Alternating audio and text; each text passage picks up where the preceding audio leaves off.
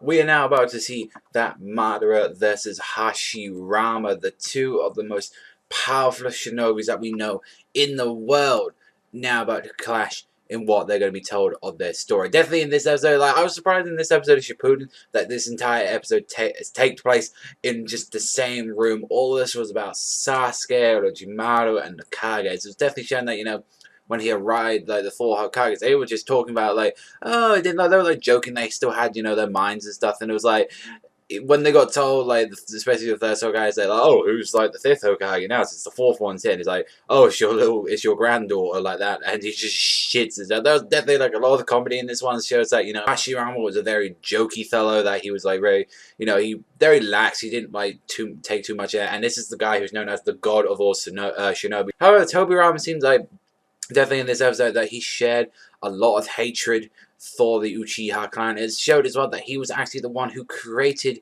the Edo Tensei Jutsu, and he was like, do you really think I can be held down by a jutsu that I created? But during the fact that Orochimaru has even had some first Hokage cells inside of him, that he's able to, manipulate and actually even control the second Hokage. But it's like the first one, he can actually break out of there anytime. It shows that the only two people that can break out of the Edo Tensei, but Madara and also as well with that, it's incredible to show that both Madara and Hashirama are on that level that they can actually stop himself. Madara stopped himself being returned by the other teams. He actually redid the seal himself, and also as well Tobirama actually being the one who created it in the first place.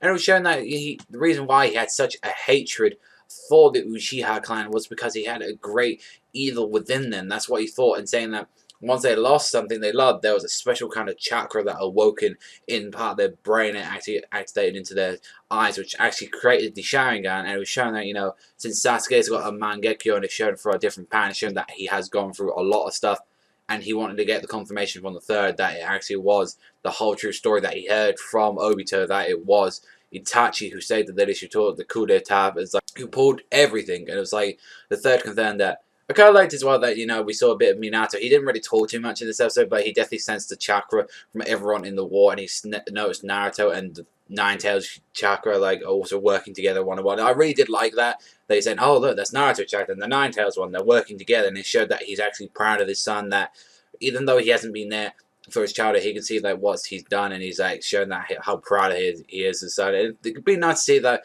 if these two ever reunite in the anime. It'll be very nice to see if they actually are going to do this, but definitely one of the more stronger parts of the episode was when actually they were asking about just quotes to saying, when Sasuke was sort of asking what a village is and what a shinobi is, and that Tobirama was getting insulted by this, saying this is just a measly Uchiha child and all that, and it's saying Tobirama got insulted that he actually showed his great presence of chakra which is building up, and it looks like he was now about to fight, and even Hashirama had to stop and saying, releasing his own chakra, saying, you put that finger away now, brother. It was their chakra was so immense that it was actually breaking the ground beneath. And it's just it just showed that even though Orochimaru and everyone else was terrified of this, just because they knew at any time that Hashirama could just break out of that, he couldn't even restrain him. He could hold probably the other Kages, but not him. It was just showing how strong these Kages were. And it was very interesting when he actually managed to stop him, then he actually told him about the story. They're saying the Hashirama versus Madara fight, which we saw a little bit of a glimpse at. If anyone purchased Naruto Storm Generation, they had a little clip OVA of that, which was really interesting. But this one just showed how powerful these guys were. The mountains were nothing, just continents were just their playgrounds. It was just Hashirama versus Madara is when they were just using all their wood techniques. He actually even able to use a Susanoo on the Nine Tails, and it just looks so cool that he even combined a Susanoo sword with a Biju bomb, and it just blew up half the other side of the continent. That was just how crazy this fight was. And even Hashirama was trying to stop him, saying, we don't want to do this, for the people we care about, for everyone we love. And it's Madara just wouldn't listen at that time, because even though Sasuke's love for Itachi was great, he really cared for his brother. He's saying his love for Madara's love for his younger brother was even greater than what Itachi and Sasuke could have ever had for their siblings. Madara lost his younger brother from the sounds of it, from what they're implying in the anime, and it's just very powerful moment. It's just so we saw at that ending when Hashirama was actually even able to use the Sage Jutsu. It's like that. And just how crazy this was. It was definitely like getting very interesting. It's showing that next week we're going to find more about Madara and Hashirama. Definitely a really interesting episode. The anime is just making this so interesting. Regardless, yeah, we did just have a dialogue-heavy episode where we were just talking. The thing is that it was interesting dialogue. It was good dialogue, and it was just making me wonder, you know, what else is going to have happen throughout, like, the now with Hashirama and Madara? Like, did the two lead into, like, wanting to kill each other?